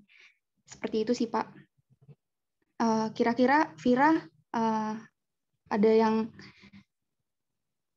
kurang atau mungkin teman-teman dari kelompok 4 ada yang ingin menambahkan? Izin menambahkan, tadi kan audit ini kan tadi fokus ke ekuitas. Nah, salah satu ekuitas itu kan RE. Sedangkan RE itu salah satu komponen itu ada dua, NI sama dividen. Nah, NI ini kalau misalnya bahas apa possible kecurangannya, itu seperti flashback assignment sebelumnya. Jadi kayak kita juga harus fokus ke audit penggajian, personalia, terus pembayaran, terus ada apa lagi? Persediaan, semuanya berpengaruh ke net income. Jadi kalau misalnya fokus kemana, berarti fokus ke semuanya gitu. Dan kalau misalnya dividen, kalau dividen ya berarti sama seperti yang saya jelaskan tadi di PPT gitu, kayak kita meneliti meetingnya kayak gitu. Mungkin lebih kompleks kalau misalnya berhubungan dan bahas tentang NI sih. Kalau misalnya yang tadi ditanya pertanyaan terakhir, bagaimana cara prosedur auditnya, berarti sesuai dengan apa namanya, siklusnya masing-masing begitu. Banyak. Oke, terima kasih Sinta, Loli, sama kelompok 4. Mbak Safira, memang arahnya ke situ tadi pertanyaannya. Saya tadi agak kurang nangkep maksudnya. Oh gitu. Kalau itu aku kurang berarti. Iya. Ini kalau bicara kecurangan tadi terkait net income teman-teman ini memang cukup harus hati-hati. Maksudnya auditor harus cukup hati-hati. Kenapa begitu? Selama ini kan kalau orang-orang bercanda dan bercanda itu sering ada laporan keuangan ganda dan atau lebih dari ganda 3, 4, 5 ganda lah gitu. Itu kan selalu bicara adalah mereka merekayasa laba sehingga laba dilaporkan kepada pajak itu lebih rendah kan itu. Sementara laba yang di submit secara internal mereka itu yang diakui untuk manajemen itu lebih tinggi misalnya gitu. Sehingga performa mereka jadi bagus, performa manajemen bagus di mata pengawasan. Sementara kalau performa laba di pemerintah itu biar pajak yang gede juga rendah. Ya, ini sering jadi ya desus-desus atau guyonan yang rame. Apakah mungkin seperti itu? Ya teman-teman pernah belajar itulah dulu waktu terus laporan seberapa mungkin sih ada laporan keuangan yang lebih dari satu. Ya secara teoritis mungkin aja, tapi secara praktis ya mungkin juga, teman-teman butuh effort lebih besar gitu ya. Nah, sepakat tadi dengan Mbak Loli dan juga tadi Mbak Sinta bahwa bicara business net income nanti akan dibagi di atau di dividen masing-masing itu ya memang net income harus diselesaikan dulu nih angka-angkanya, angka dari awal harus selesai dulu dari penjualan, dari kalau manufacturing teman-teman, kalau manufacturing kan ada penjualan, ada proses COGS sampai nanti laba, kotor dan proses macam-macam sampai itu semua lah ya harus semuanya gitu. Ya memang di setiap titik kalau disebut ada potensi kecurangan ya bisa di situ gitu. Jadi nggak langsung tiba-tiba muncul kecurangan di net income-nya, enggak, tapi proses awalnya siklus yang terkait itu memang harus diselesaikan dulu sehingga nanti baru bisa usul laporan keuangan, usul laporan laba. Sepakat kalau arahnya ke sana. Dan kalau dikaitkan dengan tadi returning atau nanti berapa dividen dibagikan itu tadi kalau tadi saya mendengar istilah minutes meeting tadi itu ya percakapan formal itu rapat gitulah, kita sebut rapat aja lah, percakapan formal itu apa sih? Rapat yang lebih familiar di telinga kita, ada rapat formal, rapat para pemegang saham, mereka buat keputusan apa, dan biasanya rapat-rapat mereka itu pemegang saham maupun direksi itu pasti dibuatkan konferensinya, nanti akan menjadi keputusan soal itu, sehingga notasi pasti ada, transparansi juga ada. Dan mestinya sih semua rapat di dalam perusahaan itu harusnya ada notulensinya, ada minutes meetingnya tadi, minutes meetingnya. Ya itu keputusan di situ. Saya kira sudah oke lah kalau dimaksud kecurangannya di mana ya oke, memang di mana tapi potensi bisa di beberapa siklus yang terkait tadi itu. Kalau pembagian itu pentingnya labanya net income menjadi berapa yang dilaba ditahan, berapa yang akan dihasil dividen, prosesnya harus berdasarkan keputusan dari yang punya kewenangan. Tapi siapa punya kewenangan ya tentu adalah pemilik perusahaan. Oke, saya kira sudah keren banget jawaban tadi. Pertanyaan juga oke, Mbak Safira terima kasih, Mbak Sinta, Mbak Loli juga terima kasih. Masih ada nggak Mbak Sinta? Habis. Sudah selesai Pak. Ya, sudah terjawab. Semuanya. Terakhir, kita akan membuka termin pertanyaan, mungkin 1 atau 2 pertanyaan lagi. Silakan teman-teman yang masih ingin bertanya. Izin bertanya. Oh, ini ya. Silakan, Amin. Izin bertanya kelompok 4. Tadi kan di PPT bagian strength dan weakness disebutkan ada istilah pembatalan sertifikat saham. Nah, pertanyaan saya tuh, apa penyebab atau alasan suatu perusahaan melakukan pembatalan sertifikat saham? Terima kasih. Baik, Amin, ditampung dulu ya. Mungkin silakan Jasmine yang sudah bertanya lewat PC.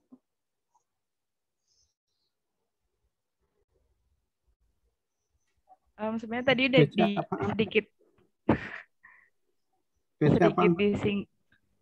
Itu Pak, tadi saya chat Lala gitu Pak. Oh, oke.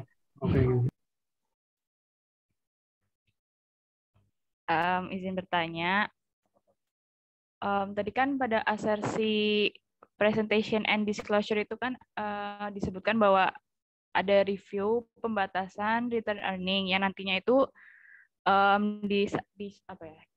diungkapkan di laporan keuangan, terus dengan membuat daftar pertimbangan. Nah, itu yang dimaksud daftar pertimbangan ini tuh seperti apa ya? Terus nanti itu daftar pertimbangan ini digunakan perusahaan untuk apa gitu. Terus sebenarnya tadi udah dijelaskan sedikit juga sih yang menjawab pertanyaan untuk Vira mengenai faktor penting apa aja bagi suatu perusahaan itu dalam menentukan batasan return earning-nya gitu.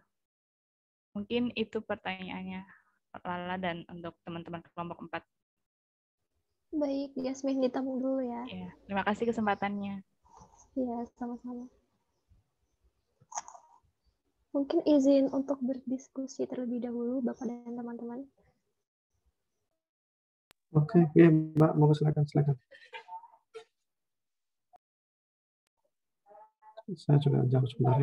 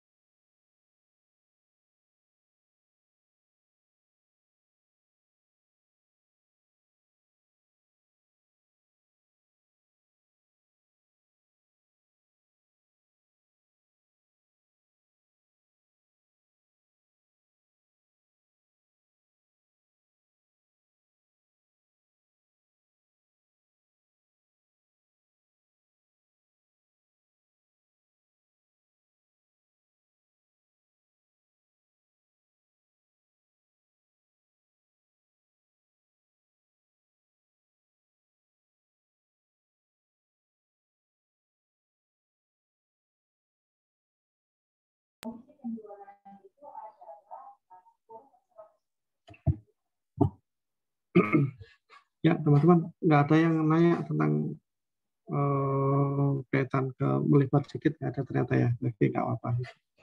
Saya tadi di pertemuan kita kan jika ada yang diskusi tentang kaitan dengan modal secara umum, tentu saja tidak harus dibatasi di luar saham. Jadi kalau ternyata tidak ada ya nggak apa-apa juga sih. Artinya ya memang di sini sudah cukup maju. Oke, nggak perlu dicari-cari lagi gitu. Di siang lain. Udah 1:30 toh. Wih, udah siang sekali nih. Seru sekali diskusi kita ya. Ini belum kesempatan buat yang menyampaikan YouTube hasil nonton YouTube-nya. Oke, ya wis, kita jelaskan dulu. Monggo, sudah selesai belum Mbak Sinta Kumala? Saya mau nyoba jawab pertanyaannya Amin, Pak. Monggo, Mas Bli. Jadi pertanyaannya Mas Amin tadi tentang pembatalan, alasan kenapa suatu perusahaan membatalkan sertifikat sahamnya. Nah, itu ada beberapa alasan, jadi bisa dibagi dua alasan kenapa perusahaan mau menghapuskan sahamnya. Yang pertama itu bisa secara sukarela dan ada yang secara paksa. Nah, yang sukarela itu Biasanya bisa terjadi karena penggantian operasi, bangkrut, merger, nggak memenuhi persyaratan otoritas bursa, atau ingin menjadi perusahaan tertutup. Nah, ini juga terjadi biasanya karena ada indikasi kalau misalnya kinerja perusahaan itu kurang baik. Terus, selain itu juga bisa karena volume perdagangan saham yang rendah. Kemudian, ada yang penghapusan secara paksa itu biasanya lebih ke tidak memenuhi standar untuk standar keuangan minimum yang diterapkan oleh otoritas bursa. Jadi ini harus dihapuskan karena sudah tidak sesuai dengan standarnya yang berlaku. Kurang lebih begitu. Ada yang mau menambahkan atau sudah cukup?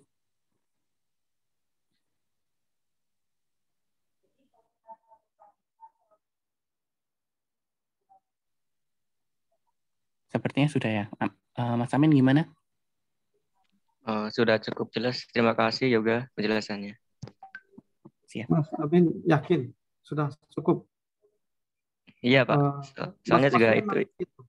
Iya, soalnya ya istilah baru kan saya belum tahu itu apa. Iya. Tadi saya agak confused dengan maksud apa pembatalan sertifikat tadi itu ya. Maksudnya yang bentuk yang tadi itu ya, saya belum ngerti.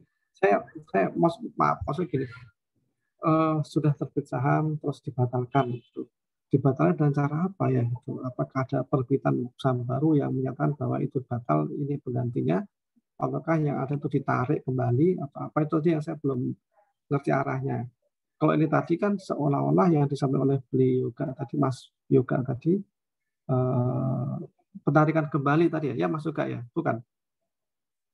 Iya Pak, penarikan kembali dari pasar dengan harga nilai wajar biasanya. Oke. Jadi maksudnya ditarik kembali itu tadi karena dari terbuka menjadi tertutup itu atau semacam itu tadi apa pembelian buyback semacam itu kali ya? Iya Pak. Gitu Mas Amin, betul kayak gitu ya? Ya Pak, kayak kenapa tuh alasannya kok dicabut gitu loh Pak. Oh, ya wes. Oke. Suka-suka dia tuh dia yang bikin, maksud dia ditanya-tanya lagi ya. Oke, sip, makasih Mas juga Mas Amin. Tadi saya masih confused. Siapa? Oke.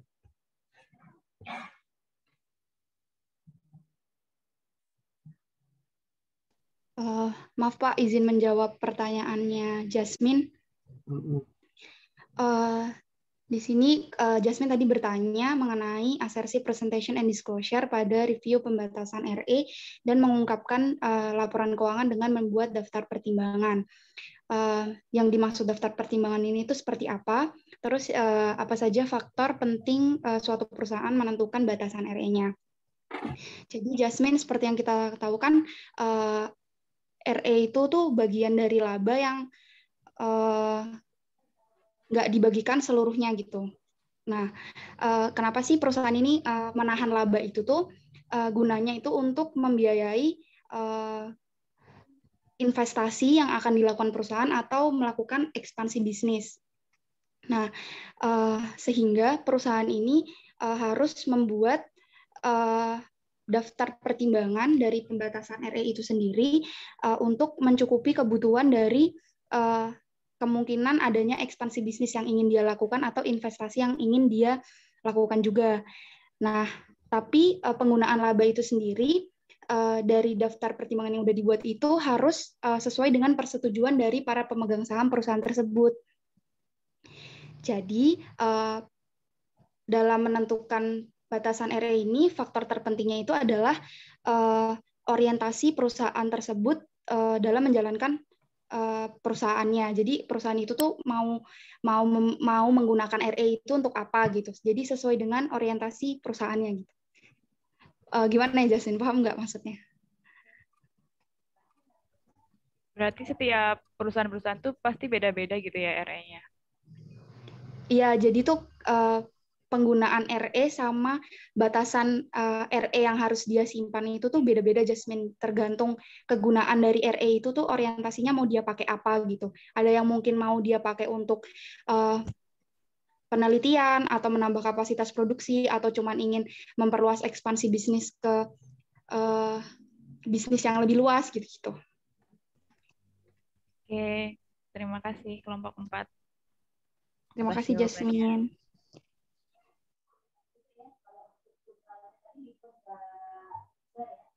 Tadi hanya 2 ya, Mbak Sinta ya? Iya, 2 saja, Pak. Oke, sip. Terima kasih. Totalnya banyak banget pertanyaan pada hari ini. Teman-teman, ya, yang terkait tadi terakhir Mbak Jasmine tadi itu, tadi sambil PC atau apa, private chat ya, Japri ya, oke. Saya jadi bertanya-tanya istilah baru. Ya, kalau laba perusahaan akan dibagikan berapa, akan ditahan berapa, itu mah keputusan dari pihak pemilik tadi, teman-teman ya. Pemilik itu siapa ya? Pemegang saham itulah pemilik perusahaan itu. Tujuan untuk apa? Ya biasanya memang untuk keperluan bisnisnya. Entah tadi betul yang Mbak Loli tadi mau memupuk modal itu untuk perluasan pabrik, untuk perluasan pasar, untuk perusahaan pabrik, maksudnya kapasitas produksi tadi ya, atau apapun juga itu pasti akan disepakati di situ. Sehingga keputusan masing-masing perusahaan sangat mungkin akan berbeda. Di sana membagi dividen banyak banget, di sini kok enggak.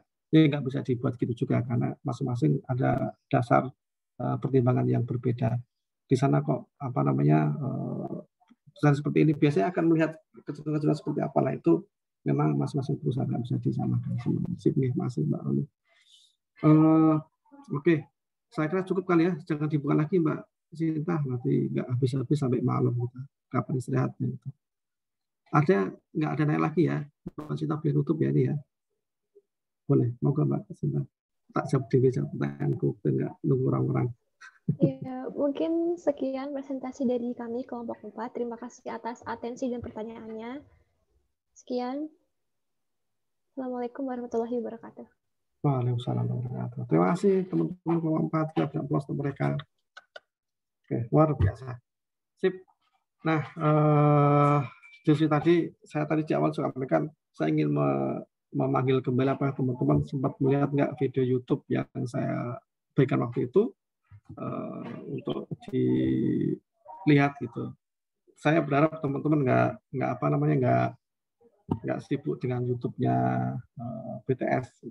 Tahu BTS sinyal handphone itu loh, bukan BTS yang Korea itu. Monggo ada yang mau menyampaikan Senanigen konten itu 1 atau 2 orang, monggo saja sambil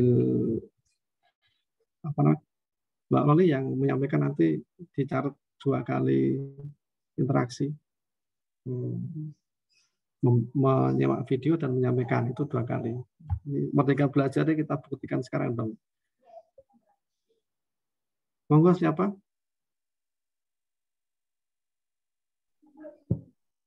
Mau nyoba, Pak? Nggak usah nyoba, langsung aja. Silakan. Mas Rafael. Oke. Jadi kemarin itu terkait dengan webinarnya itu, pertama itu dia membahas mengenai profil dari KPAP. KPAP itu adalah Komite Profesi Akuntan Publik. Ya, jadi dia tuh KPAP itu dia lembaga yang bersifat independen. Dia dibentuknya salah satunya itu karena adanya Undang-Undang Nomor 5 Tahun 2011 tentang akuntan publik. Nah, dia tujuannya itu untuk apa? Tujuannya itu untuk menjembatani kepentingan dari praktisi, kemudian profesi dan Menteri Keuangan. Untuk keanggotaannya dia terbagi menjadi 13 anggota, di mana masing-masing itu mewakili 13 unsur yang berbeda. Nah, kemudian masuk ke intinya itu kalau yang kemarin saya tangkap itu yaitu membahas masalah mengenai accounting shenanigans ya. Jadi itu accounting shenanigans itu adalah manipulasi laporan keuangan atau ibaratkan itu dia mempercantik laporan keuangan. Jadi kan kecurangan di laporan keuangan itu kan ada 2 ya. Ada misapresiasi aset sama yang ini yaitu manipulasi atau mempercantik laporan keuangan ini. Gitu. Nah, permasalahannya itu katanya sekarang ini itu kan di masa pandemi itu kan perusahaan itu kan pendapatannya atau penjualannya kan turun ya karena ada pembatasan operasional.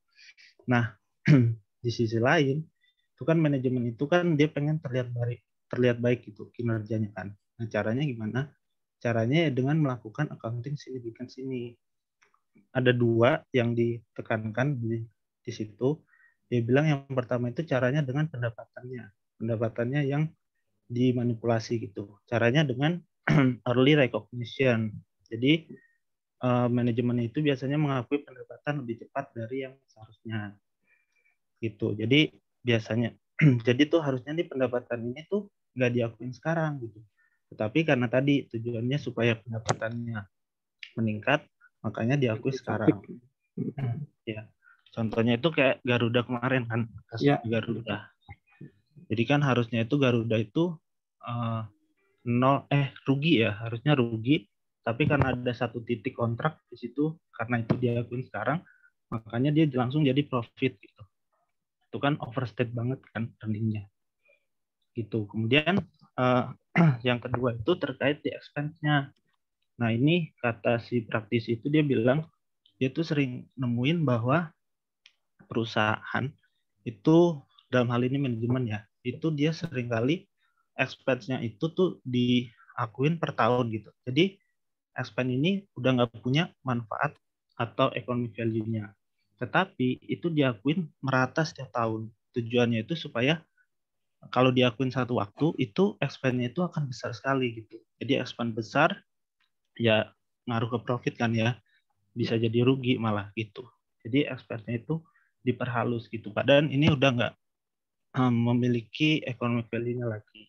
Nah, kenyataan kayak gitu itu istilahnya malah didukung oleh si komisarisnya gitu. Padahal kan di sini direksi dan komisaris itu punya peran yang berbeda kan. Jadi kadang-kadang dia menemukan bahwa direksi dan komisaris itu satu suara. Dan direksi itu kan tugasnya ya dia merencanakan, melaksanakan, intinya untuk operasional kan. Sementara kalau komisaris itu kan lebih sebagai pengawasan, mengawasi kerjanya si direksi gitu. Tapi terkadang dia bilang dia menemukan ini direksi dan komisaris itu dia satu suara gitu. Padahal ini kan untuk kepentingan yang jelek kan, untuk kepentingan yang buruk gitu. Tuh. Nah, terus dia juga pernah mendapati kasus gitu ya, di mana ada piutang yang mandek selama 3 tahun gitu. Tetapi dia udah mengajukan usul tuh supaya nih piutang ini dihapuskan. Tapi direksinya itu menolak. Kenapa? Karena ya kalau dia dihapuskan kan jadinya ntar expand kan. Nah itu jadi dia profitnya tuh hilang nanti, jadi rugi gitu. Nah setelah diskusi dia bilang akhirnya si direksinya ini mau untuk dihapuskan gitu. Bahkan dia bilang dia juga pernah dapat ancaman kalau terkait dengan expand tadi, expand yang dihaluskan tadi. Dia kan sebagai auditor dia bilang, oh ini nggak boleh expand dihaluskan seperti ini kan, harus diakui karena ini sudah tidak ada lagi value-nya. Tapi itu dia dibilang diancam gitu kan. Dia bilang katanya kalau nanti ada kasus di belakang itu Bapak akan saya dukung, tapi jangan melakukan hal ini gitu. Nah itu dia pesannya lebih kepada auditor itu harus tegas gitu, karena tugasnya auditor itu ya menguji gitu, menguji apakah laporan keuangan ini sudah sesuai dengan standar. Kalau ada yang belum, ya itu harus kita ungkapkan gitu. Karena kan auditor itu tidak hanya kompetensi, tetapi juga yang diperlihatkan adalah kepercayaan publik kan, menanggung kepercayaan publik gitu. Terus itu sih pentingnya menjaga integritas laporan keuangan gitu. Jadi itu siapa ya kemarin ya, itu bilang bahwa banyak kasus investasi gagal di Indonesia itu karena terkait dengan manipulasi ini gitu. Jadi dia mengatakan bahwa manipulasi ini menimbulkan biaya ekonomi jadi tidak efisien. Terus yaitu tadi untuk area-areanya biasanya itu pendapatan secara lebih cepat atau ada pendapatan fiktif atau dengan menghaluskan expense dan income. Gitu. Mungkin itu aja Pak yang saya dapat kemarin. Makasih. Maaf kalau ada kurang. Keren Mas Rafael, keren banget. Bisa cerita panjang gitu ya. Dan semua itu kejadian nyata yang ada di Indonesia, pernah kejadian di Indonesia. Keren ya teman ya. Jadi Mbak Loli jangan cara satu ya, caranya dua ya, Mas Rafael tadi ya. Ya Pak. Garuda mengakui early mengakui terlalu cepat pendapatan. Dulu ada yang membagi pengeluaran beban ke beberapa tahun itu juga ada Mas BUMN juga. Tapi udah lama nih, mungkin teman-teman masih kecil waktu itu. Nah, itu direksi pun dicopot. Kalau Garuda kan denda, terus auditornya di grounded, macam-macam gitu kan ya. Jadi sanksi sudah ada. Jadi ini terus tadi di ujungnya adalah ini bisnis jasa yang memang sangat mengutamakan kepercayaan. Jadi kalau itu sudah dikhianati gitu ya, mungkin dampaknya lebih besar nanti buat profesi auditor. Auditor bisa dibayar selesai masalah itu. Memalukan sekali kalau sampai segitu. Oke, terima kasih Mas Rafael. Ada satu lagi yang mau menyampaikan, nggak harus sepanjang selengkap Mas Rafael tadi, yang sudah pernah menyimak videonya. Izin menambahkan, Pak. Wes, monggo. Oke, silakan Mbak. Tapi sebelumnya mohon maaf tidak bisa menayangkan kamera, soalnya sinyalnya sedang kurang stabil, Pak. Oke, aman Mbak, monggo.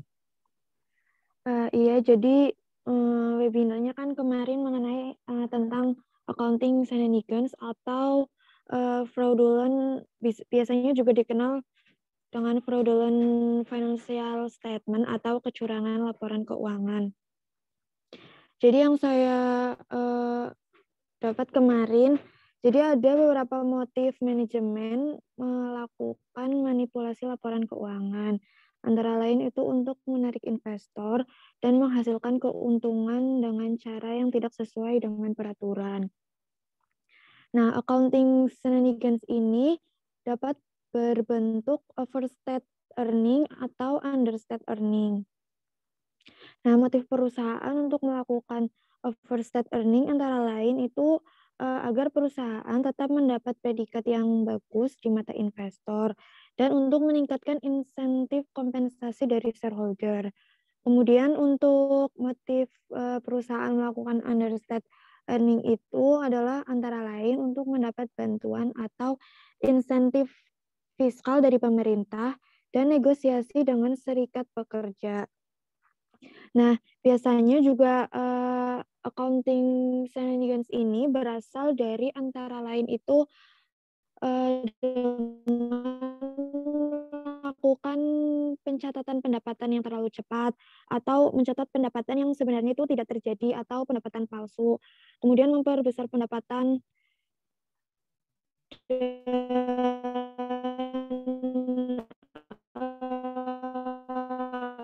ada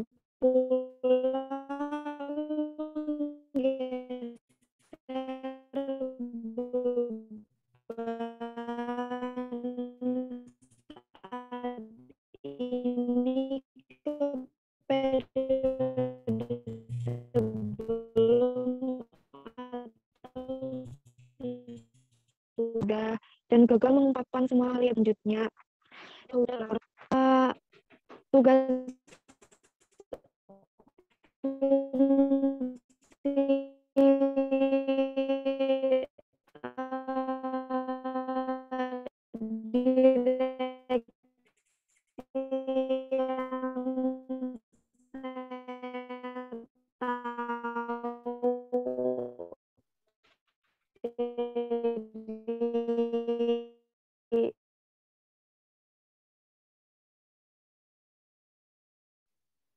Hilang.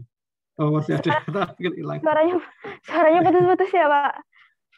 Ya, daripada tadi suara Mbak Loli, berarti suara Mbak Mia, masih ada suara Mbak Loli tadi hilang sama sekali, kronologi pula. Gitu. Semua les musim lagi sekarang ini, nggak ada kelihatan temennya. Ya, tadi suaranya jadi dipanjangin, jadi nggak jelas. Kalau sekarang gimana, Pak? Masih putus-putus nggak, Pak? Ayo Mbak Loli udah putus, udah belum suara Mbak Mia? Sudah, Pak. Sudah, Pak, katanya. Maaf, Pak. Izin melanjutkan sedikit ya, Pak? Ya, 3 menit. Oke, Pak. Jadi yang pertama itu ada direksi, tugas fungsinya itu berwenang atas pengurusan perusahaan sesuai maksud dan tujuan dari perusahaan tersebut. Kemudian memastikan pengendalian untuk mencegah kecurangan, antara lain ya dalam kecurangan laporan keuangan tersebut. Terus bertanggung jawab atas penyusunan LK yang sesuai dengan standar yang paling baik dan paling cocok dengan perusahaannya. Kemudian memastikan tidak adanya ketidakpatuhan terhadap undang-undang dan memastikan kelangsungan perusahaan. Kemudian itu tugas dan fungsi komisaris antara lain itu mengawasi secara umum atau khusus direksi tadi seperti yang sudah dikatakan oleh Rafael, dan kemudian memastikan berjalannya good corporate governance dengan baik. Kemudian ada juga tugas dan fungsi auditor, yaitu menyatakan opini atas laporan keuangan dengan mematuhi ketentuan etika, mempertimbangkan pengendalian internal yang relevan dengan penyusunan laporan keuangan, mengevaluasi kebijakan akuntansi yang digunakan, dan kewajaran estimasi akuntansi manajemen dalam suatu perusahaan. Kemudian meyakinkan bahwa tim audit memiliki kompetensi dan pengalaman yang memadai. Kemudian untuk regulator, kemarin itu yang berperan sebagai regulator adalah OJK. Nah,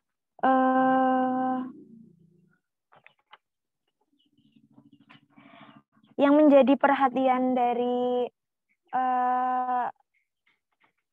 OJK itu antara lain tata kelola yang baik dalam menghasilkan laporan keuangan yang baik pula, yaitu tanggung jawab direksi dan komisaris, kemudian peran komite audit, penunjukan akuntan publik, dan audit yang dilakukan oleh akuntan.